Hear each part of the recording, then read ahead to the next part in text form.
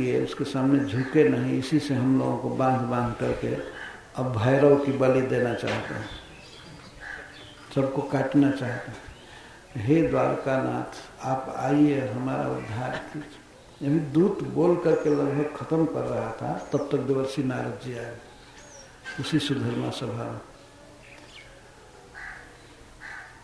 तो देवर्षि नारद जी का भगवान ने उठकर स्वागत किया, सब लोग स्वागत किए। इसके बाद पूछे कैसे आए, आप तो घूमते ही रहते हैं, फ्री परिव्राजक हैं, तो अवश्य हस्तिनापुर भी आप गए होंगे। भगवान पूछते हैं आप हस्तिनापुर जरूर गए हैं? तो उन्होंने कहा हाँ सब ठीक है, सारा समाचार ठीक है, ब्रह्मा जी की सृष्टि से लेकर के इस पृथ्वी पर सब समाचार पता है, ठीक चल रहा है। लेकिन मैं एक संदेश लेकर के महाराज युधिष्ठिर का आया हूँ। महाराज युधिष्ठिर राजसूय यज्ञ करना चाहते हैं और उसमें आपको निमंत्रण दिए, लिखित दे दिए निमंत्रण। तब भगवान के सामने ये विचार संकट आ गया, क्या किया जाए। अपने शरणागत की रक्षा की जाए पहले, कि अपने फुफेरे भाई युधिष्ठिर महाराज के यज्ञ में शामिल हुआ जाए, क्या करना चाहिए। भगवान संकट में पड़ गए, लीला कर रहे हैं। तो उन्होंने उद्धव जी से कहा, उद्धव तुम ही मेरे नेत्र हो, मुझे अपने शरणागत भक्तों की रक्षा करनी चाहिए, राजाओं की, कि अपने संबंधी के यहाँ युधिष्ठिर महाराज के यज्ञ में चलना चाहिए। भगवान ने कहा कि आप जो कहेंगे उचित सलाह होगा, वही हम करेंगे। तो क्या भगवान अपने से नहीं समझ सकते थे कि क्या करना चाहिए? लेकिन भाई बहुत बड़ा नीतिज्ञ आया है स्वर्ग से पढ़ करके, उसकी बात प्रमाण होगी ना। भगवान तो अभी केवल उज्जैन में पढ़े थे और उद्धव जी स्वर्ग से पढ़कर आए थे, और सबसे भारी गुरु से, सबसे बड़े पंडित से, बृहस्पति जी से। भगवान आदर दे रहे हैं। तो उद्धव जी ने कहा हमारे समझ से सबसे पहले यज्ञ में जाना चाहिए। यज्ञ वही कर सकता है, राजसूय यज्ञ वही कर सकता है जो सारे राजाओं को बस में कर लिया।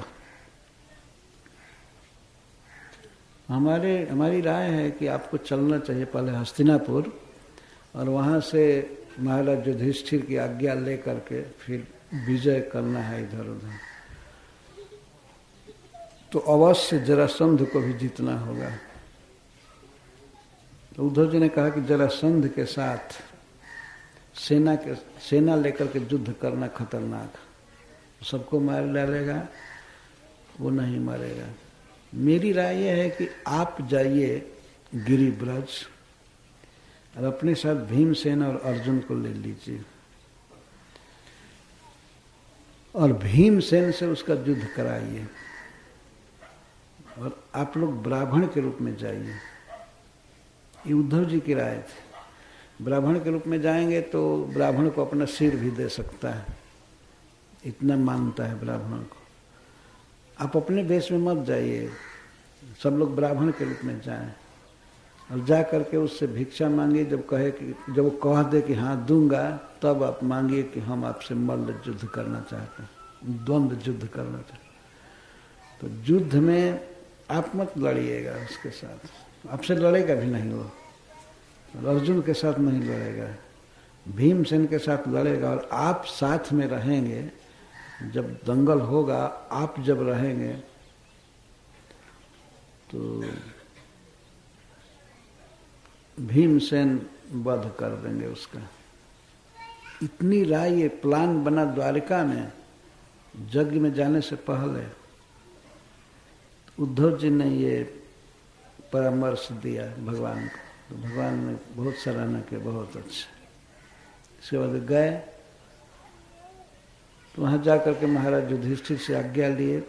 भगवान थे और सभी भाइयों को दिशा बांट रहे थे, तुम पूरब में जाओ, राजाओं को परास्त करो, उनसे कर लो, किसी को पश्चिम में, किसी को उत्तर में, किसी को पूरब में। भेज। सब भाई धन लेकर के आए कैसे कैसे, तो भगवान अर्जुन को और भीमसेन को लेकर के गिरिब्रज गए। गिरिब्रज लगभग पटना के पास है, तो वहाँ गए। वहाँ का राजा था जरासंध, और पृथ्वी के जितने भी राजा थे, क्षत्रिय थे, सब उसके दास थे। अर्जुन यहाँ तक कहे हैं उसके लिए कि राजा जरासंध जमीन पर पैर नहीं रखता था, राजाओं के मस्तक पर पैर दे करके चलता था। यह एक भाव है कि मतलब समस्त राजा उसके चरणों की धूलि के समान व्यवहार करते थे। इतना प्रचंड राजा था जरासंध। और वो भी बीच में वेल्डिंग किया गया था, जोड़ा गया था, जरा नाम की पिशाची द्वारा जोड़ा गया था, इसलिए उसका नाम जरासंध पड़ा। जरा ने जोड़ा था। जब उसका जन्म हुआ तो आधा आधा जन्म हुआ, एक आंख और एक हाथ, पूरा शरीर आधा। तो इसको फेंक दिया उसके मां ने, घर के पीछे कहीं फेंक दिया। तो जरा नाम की एक पिशाचिनी स्त्री थी, वो दोनों को सटाई और सटा करके कहने लगी जीव जीव जीव। जी गया। कोई भी चिन्ह नहीं रहा कि ये ऐसे फटा हुआ जन्म लिया था। पर इतना कमजोर व्यक्ति भी आगे चल करके जरासंध हुआ और सारे पृथ्वी को बस में रखा था। कंस, शिशुपाल, ये सब इसके चेला थे। कंस तो खास दामाद ही था। शिशुपाल, दंतवक्र, साल, रुक्मी, ये सब इसके अधीन थे, चेला थे। तो भगवान गए गिरिब्रज, वही कथा कह लेते हैं। तीनों ब्राह्मण के वेश में थे। तो गए, जा करके सीधे गेस्ट हाउस में ठहरे। ब्राह्मणों के लिए कोई रोक टोक नहीं था, अतिथि शाला में ठहरे। तो नियम से अतिथि भवन में जाता था जरासंध, पूछने के लिए कौन अतिथि आए हैं, क्या स्वागत किया जाए। तो गया तो देखा आज विलक्षण अतिथि आए हैं, बहुत श्रेष्ठ ब्राह्मण आए हैं। भगवान भी ब्राह्मण का तिलक किए थे। ब्राह्मण का तिलक मतलब ऐसे सीधा ऊर्ध्वपुंड होता है, त्रिपुंड ये सब ब्राह्मण का तिलक नहीं है। ऊर्ध्वपुंड धारण करना चाहिए। पहले के सब ब्राह्मण वैष्णव होते थे।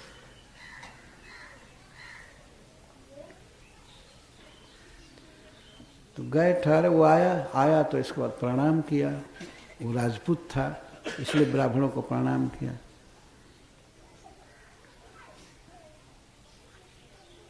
उसके बाद स्वागत किया। पूछने लगा तो हम तो स्वयं पाकी हैं कि मैं बनवाऊं?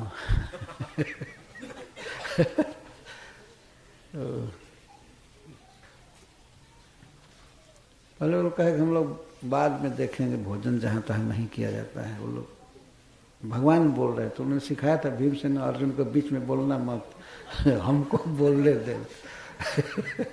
कोई गड़बड़ी हो जाए हम बोलेंगे। तो भगवान बोले कि महाराज हम लोग बहुत दूर देश से आए हैं, मतलब हस्तिनापुर मथुरा ये सब दूर ही है, द्वारका, वहाँ से आए हैं और हम आपसे कुछ दान मांगने आए हैं।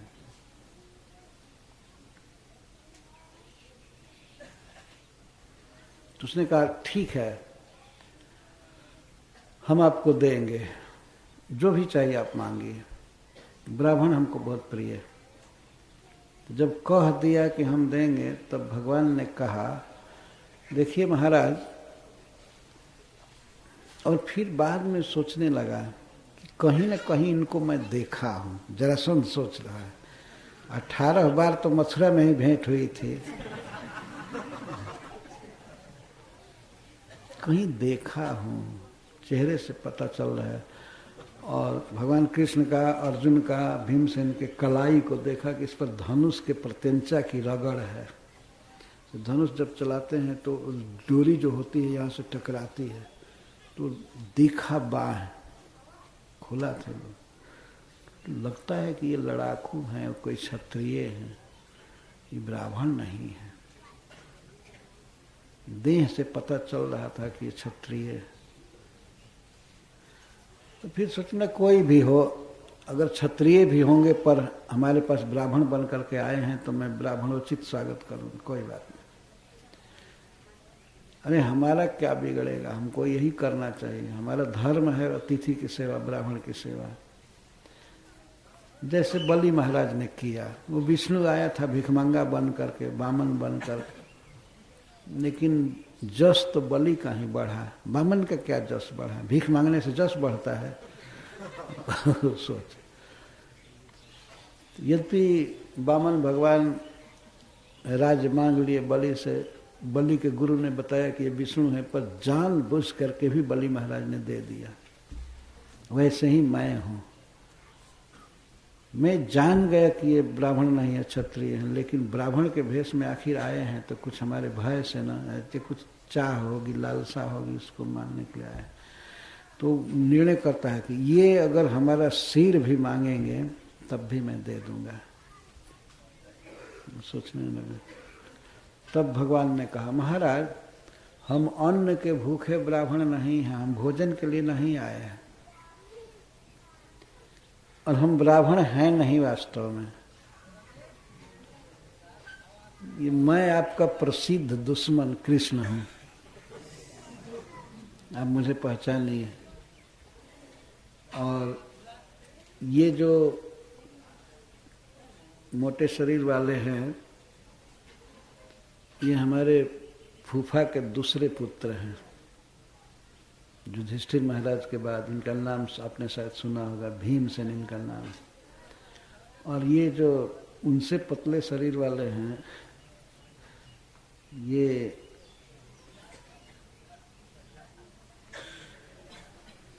तीसरे भाई हैं, इन्हीं के सहोदर भाई हैं, भीमसेन के भाई। तो हम आए हैं यहाँ आपसे युद्ध की भिक्षा मांगने, और आपने कहा ही है कि हम देंगे। इतना सुनते ही ठठा करके हंसा जरासंध, खूब हंसने लगा। अरे तो ये नाटक क्यों किए हो? मैं सोच रहा था कि ये लोग क्षत्रिय हैं, ब्राह्मण नहीं हैं। युद्ध की भिक्षा मांगने आए हैं। तो उसने कहा, युद्ध की भिक्षा तो ठीक है, मैं तुम लोगों को दूंगा, लेकिन तुम्हारे साथ नहीं लड़ूंगा। तुम्हारे साथ लड़ने में हमारी बेइज्जती है। तुम क्षत्रिय में, यदुवंश में जन्म लेकर के अपनी राजधानी मथुरा छोड़कर भाग गए हमारे डर से। तुम्हारे साथ तो मैं लड़ूंगा नहीं, हमारी बहुत नाक कट जाएगी तुम्हारे साथ लड़ने में। अच्छा, ये जो पतले शरीर वाले हैं, ये आयु में छोटे हैं, इनके साथ भी मैं युद्ध नहीं करूंगा। ये हमसे बल में बहुत कम है, तो अपने से निर्बल के साथ नहीं लड़ना चाहिए। जो जोड़ हो अपना, एक समान बलवान हो, उसके साथ लड़ना चाहिए। ये भीमसेन, हाँ इनके साथ मैं युद्ध करूंगा। तुम दोनों देख सकते हो, तुम्हारे सामने भगवान कृष्ण को तो इतना हीन कहा, तुम तो डरपोक हो, तुम क्या मेरे सामने टिकोगे, इसलिए तुम किनारे हो। तुम्हारे साथ युद्ध नहीं करूंगा, अर्जुन के साथ युद्ध नहीं करूंगा। तो ये भीमसेन है, ये मेरे समान बल वाले हैं, इनके साथ युद्ध करूंगा। इतना कह करके, और तो पूछा कि पहले खा पी लो, इसके बाद ठीक है, क्षत्रिय हो तो क्षत्रिय भी खाना चाहिए ना। खिलाया पिलाया, खूब अच्छा से स्वागत सत्कार किया। इसके बाद भीमसेन को कुछ देर के बाद एक गदा दिया, 2 गदा लाया, गदा युद्ध करना था, और कहा कि ले लीजिए जो गदा आपको चाहिए। एक ही समान गदा थे, तो एक भीमसेन लिए, एक ले करके, और वहाँ के स्टेडियम में दोनों गए। जनता तो पहले से जुटी थी, भरा था सारा समाज। क्या युद्ध होने वाला है राजा जरासंध का युधिष्ठिर के भाई से। युद्ध होने लगा, युद्ध निर्विशेष हो रहा था, कोई जीत नहीं रहा था, कोई हार नहीं रहा था। लड़ते लड़ते गदा का वार करते थे एक दूसरे के शरीर पर, तो दोनों गदा ही टूट गई। हाथ नहीं टूटा, गर्दन नहीं टूटा, गदा ही टूट गई। इतने विलक्षण वीर थे वे लोग। गदा में आपस में रगड़ होती थी, लेकिन शरीर पर आघात भी, वज्र के समान आघात हो रहा था। गदा टूट गई। जब गदा टूट गई तब वो हाथ से युद्ध करने लगे पहलवानी। कई गदा टूटी, वही केवल दो ही नहीं, कई गदा टूट गई। तो हाथ से युद्ध करने लगे। युद्ध करते करते 27 दिन बीत गया।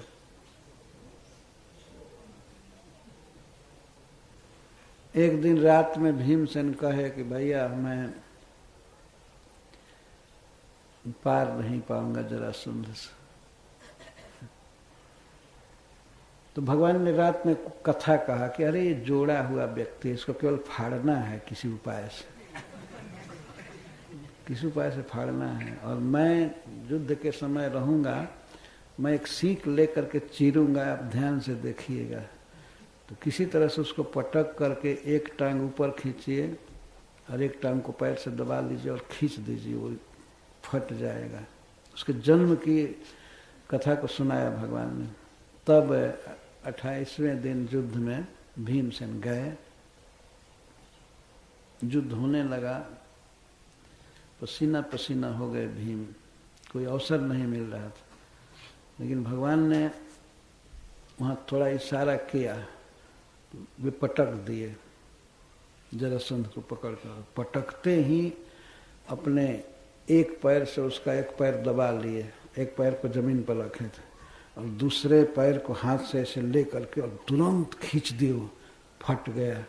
और एक टुकड़ा को उन्होंने फेंका दूर, पूरब, एक को पश्चिम, जिससे फिर जुड़ने न पावे। और उसके बाद हाहाकार मच गया, अरे जरासंध महाराज मर गए। इसी जनता हाहाकार करने लगे। लेकिन अब हाहाकार करने से क्या होगा? जरासंध को जो मार दिया उसके सामने अब कौन आने वाला था? और भगवान कृष्ण और अर्जुन खूब खुशी में उछलने लगे। महाराज युधिष्ठिर का यज्ञ पूरा ही समझो। 20,000 राजाओं को कैद किया था, फिर भगवान कारागृह में गए, उनको मुक्त किए। ये सभी राजा भगवान का दर्शन किए, भगवान ने उनका स्वागत किया। उसके पुत्र का नाम था सहदेव, जरासंध के पुत्र का। तो वो सभी राजाओं को पोशाक दिया, सवारी दिया, अच्छा से खिलाया पिलाया। लोग भगवान की स्तुति किए और सभी प्रॉमिस किए कि हम महाराज युधिष्ठिर के यज्ञ में आएंगे। सभी राजा, 20,000 राजा तो वो आए और यज्ञ में सहायता देने के लिए अनेक सामग्री लाए, धन लाए, पैसा लाए, ये लोग भाग लिए थे। तो इस तरह से एक कथा आ गई। मूल कथा यह है कि उद्धव जी श्री कृष्ण को परामर्श देते थे और भगवान बड़े प्रेम से उसको स्वीकार करते थे, स्वयं पूछते ही थे। यह भी एक माधुरी है भगवान की लीला की। किसी व्यक्ति को अपने को ही पूर्ण नहीं मान लेना चाहिए। तो भगवान सब तरह से पूर्ण है, सभी काल और देश के ज्ञाता हैं, किस परिस्थिति में क्या करना चाहिए सब जानते हैं। फिर भी एक बहुत ही पढ़े लिखे अनुभवी व्यक्ति का वे परामर्श लेते थे। ऐसा नहीं कि अब हम ही भगवान हैं, ये हैं वो हैं, तो किससे क्या पूछना है। ठीक है, भगवान हैं, फिर भी पूछते थे। तो जो भगहीन है उनको क्यों नहीं पूछना चाहिए? जब भगवान भी पूछते हैं, राय लेते हैं, तो पूछना। ऐसे महान व्यक्ति को भगवान ब्रज में भेजे थे और ब्रज में जाकर के वो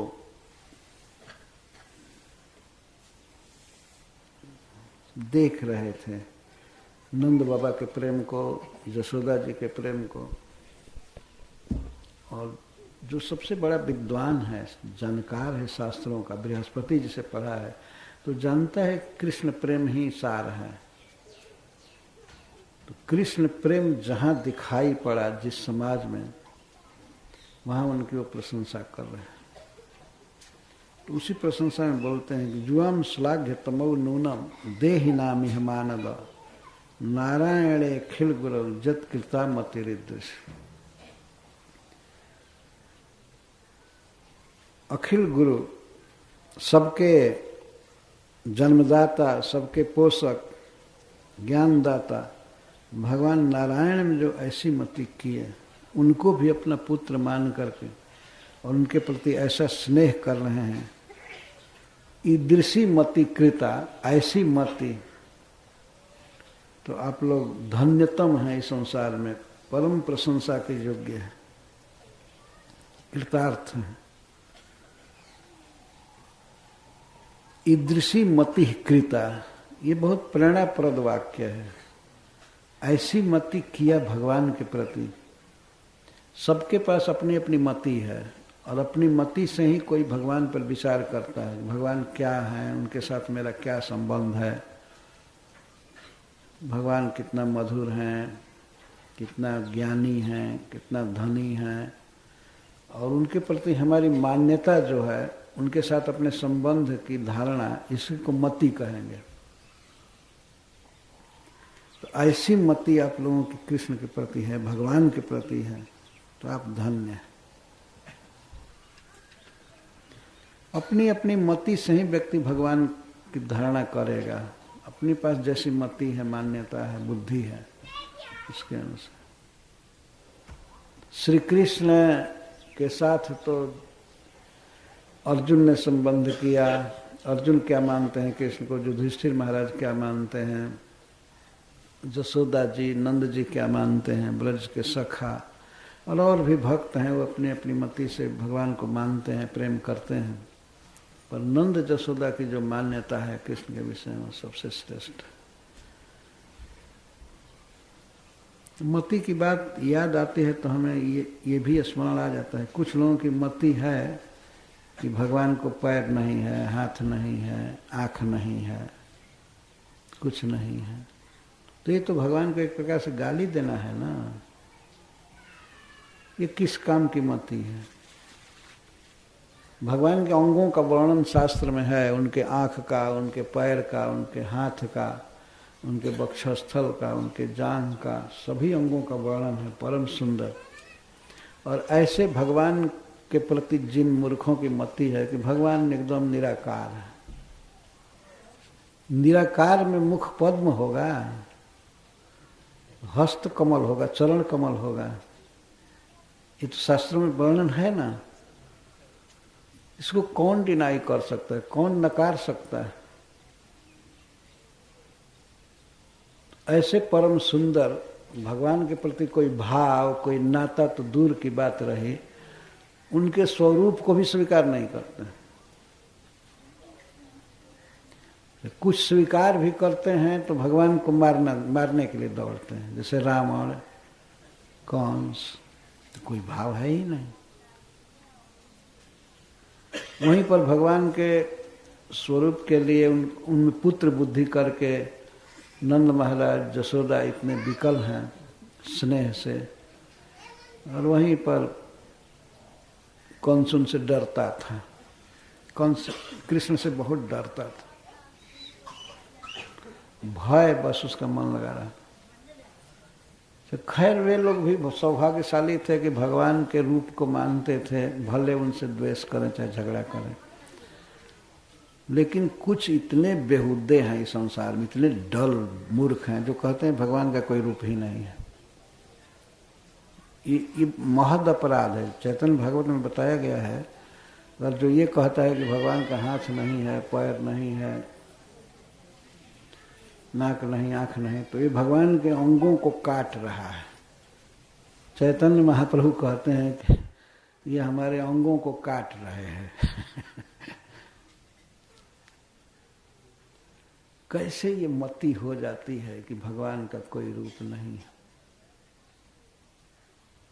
कोई ये दलील दे कि भाई हमने ऐसा सुने हैं, लेकिन सुनने वाला भी, सुनाने वाला कहेगा कि हम भी किसी से सुने हैं। अंत में पूछा जाए कि कौन इस पंथ का प्रवर्तक हो गया है, कौन ये इस बात का प्रचार किया कि भगवान का कोई स्वरूप नहीं है, कोई आकार नहीं, कौन इस बात को कहा? कोई परंपरा नहीं। परंपरा तो ब्रह्मा जी से चली है, श्री जी से चली है और संकर्षण देव से चली है, 4 कुमारों से और भगवान शिव से। शिव जी हमेशा भगवान के रूप का वर्णन किए हैं अपनी पत्नी से, भवानी जी से, और ब्रह्मा जी वर्णन करते हैं भगवान के रूप का वर्णन, वेणुम कोणंत मरविंद दलायताक्षम। ये 4 जो परंपरा है आचार्यों की, इसके अलावा कोई परंपरा नहीं है। कोई बीच में सियार जैसा हुआ लिख दिया कोई किताब, बस चलो ये उसी को पढ़ते हैं, कोई परंपरा नहीं है।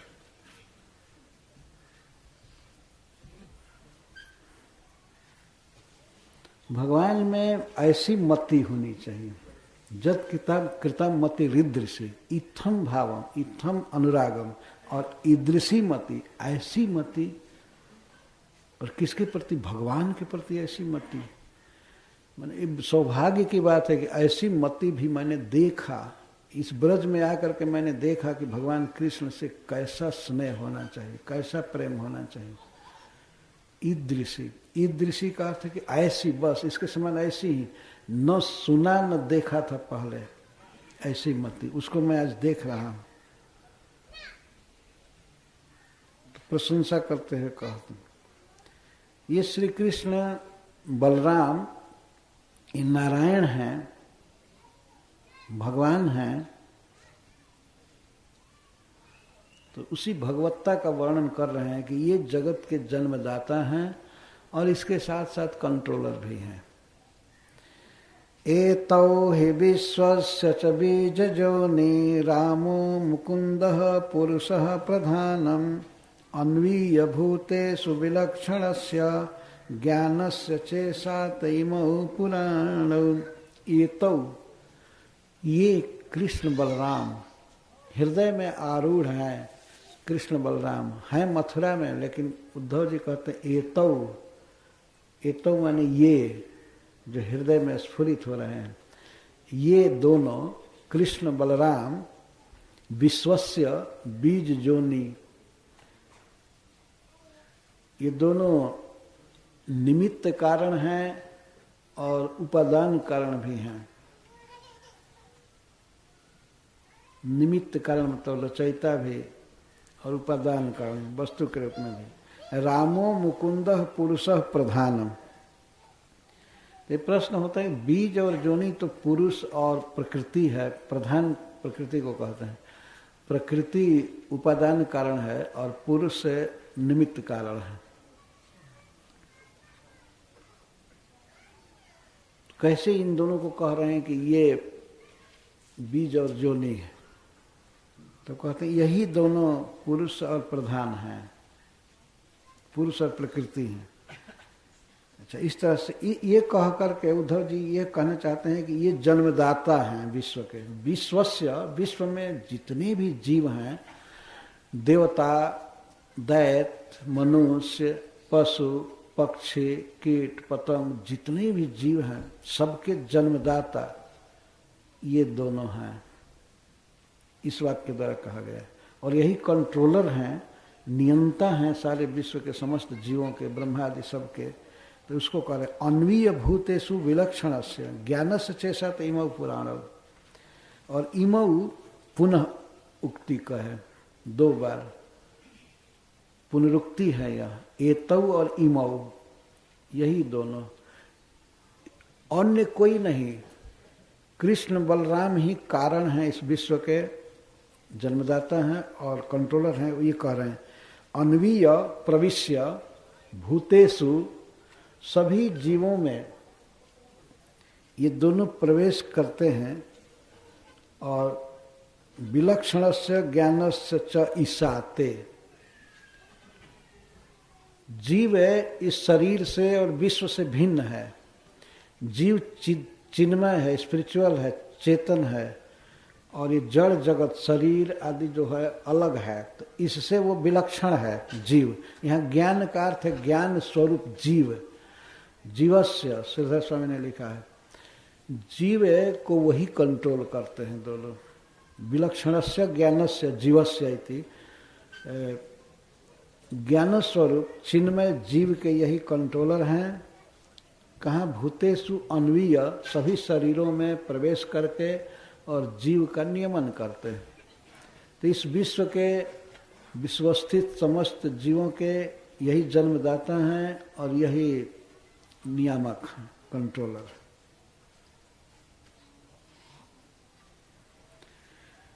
ज्ञानस च ईसाते, जन्मदाता तो हैं ही, ईसाते माने ईसन, नियमन भी करते हैं, कंट्रोल करते हैं।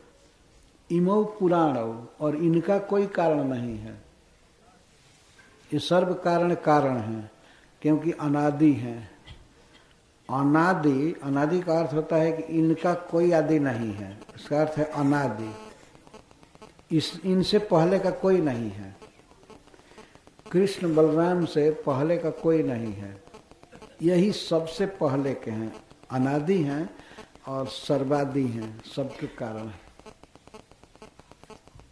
इमौ और एतौ, दो बार एक ही बात का प्रयोग हो रहा है, ये दोनों। तो इसके द्वारा उद्धव जी ये कह रहे हैं कि बस यही और कोई नहीं, यही कारण है। इसके निर्धारण के लिए दो बार इस शब्द का प्रयोग किया गया है, इमौ। यही सबके हृदय में हैं, कंट्रोल करते हैं और सबको जन्म दिए। और अब प्रशंसा जो किए थे कि आप श्लाघ्यतम हैं, उसी के लिए फिर वाक्य कह रहे हैं। जीवन भर कोई आदमी विमुख रहे कृष्ण से, एक मिनट भी जिसका मन नहीं लगा है, पर ऐसा सांसारिक व्यक्ति भी कदाचित संजोग से, किसी वैष्णव के संग से या भगवान की कृपा से प्राण वियोग काले, प्राण जब छूट रहा हो, उस समय यदि क्षण भर के लिए भगवान कृष्ण का स्मरण कर ले, तो वह भी इस शरीर को छोड़ करके और सीधे अर्क वर्ण दिव्य ज्योति में बन करके, भगवान का पार्षद बन करके और वैकुंठ जाता है। उद्धव जी कह रहे हैं, जिनके स्मरण की इतनी महिमा है, किसी तरह से उनके साथ संजोग हो जाए, और इंद्रियों का संजोग तो छोड़ दीजिए, मन से भी यदि संजोग हो जाए और क्षण भर भी, फिर भी वो वैकुंठ जाता है। और आपका तो मन लगना क्या कहा जाए, आप तो दिन रात केवल कृष्ण में ही लगे हैं, आपका मन, आपकी इंद्रियां सब कृष्ण में लगी हैं, तो आपके श्लाघ्यता के विषय में क्या संदेह हो सकता है? आप धन्य हैं, कृतार्थ। यस्मिन् जनः प्राण वियोग काले क्षणं समावेश्य मनो विशुद्धं निर्हृत्य कर्माश्रयमाशु जाते पराम गतिम ब्रह्ममयोर्क वर्णः। यस्मिन्, दोनों को एक में कह रहे हैं, कृष्ण बलराम को एक में। जिस कृष्ण में जनः, यह कश्चित जनः, कोई भी मनुष्य, कोई भी जीव, यहाँ जन शब्द से मनुष्य ही अर्थ नहीं है, कोई भी जीव किसी भी शरीर में हो, और मनुष्यों में भी कोई किसी भी दशा में हो, लेकिन शरीर वियोग के समय, प्राण वियोग काले, प्राण के वियोग के समय, जस्मिन क्षणम मनः समावेश्य, क्षण काल के लिए, थोड़े काल के लिए भी मन को लगा दे, मन से चिंतन कर दे कृष्ण का। और मन कैसा? विशुद्धम। यहाँ विशुद्धम का अर्थ है केवलम। विशुद्धम का अर्थ प्योर नहीं हुआ, केवलम अर्थ है। केवलम का अर्थ है केवल मन को लगाया है। उस समय न तो भगवान के बारे में बोल सकता है, न सुन सकता है, न कुछ चल सकता है, न परिक्रमा आदि नहीं कर सकता है, शरीर इतना शिथिल हो जाता है। पर किसी तरह से यदि भगवान में मन उसका चला जाए तो निर्हित कर्माशय मास जाती, अपने कर्माशय को दग्ध कर देता है, कर्म का कोष जल जाता है, कर्म बंधन खत्म हो जाता है। और परम गति में जाती, वह परम गति को प्राप्त करता है। परम गति जीव के लिए है भगवान का धाम, इसी को परम गति हमेशा कहा गया है।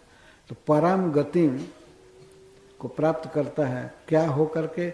ब्रह्ममय, भगवत पार्षद बन जाता है, चिन्मय, और उसमें जड़ शरीर आदि नहीं रहता है, स्पिरिचुअल स्वरूप।